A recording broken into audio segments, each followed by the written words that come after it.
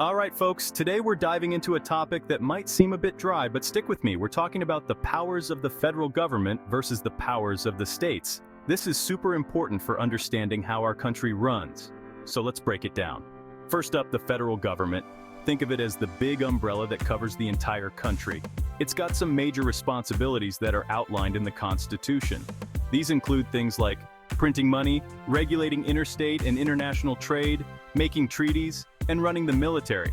Basically, anything that affects the whole country falls under federal authority. But that's not all.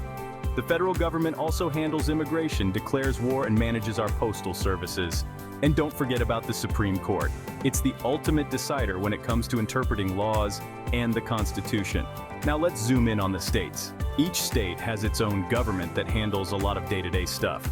Education, that's a state thing. So are things like police and fire departments, public health, and local transportation. States also have the power to regulate businesses within their borders and manage land use. But here's where it gets interesting. There's this concept called reserved powers. These are powers that the Constitution doesn't specifically give to the federal government, so they go to the states. For example, states set up their own court systems and conduct elections. Even things like marriage and divorce laws are state-controlled. Of course, there are also shared powers. Both the federal and state governments can tax you, build roads, and enforce laws. This sometimes leads to conflicts, but that's a story for another day. All right, quick recap. Federal government handles big-picture stuff like defense, trade, and immigration. States manage more local issues like education, public safety, and transportation.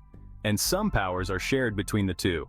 Understanding this balance is key to grasping how laws and policies affect you.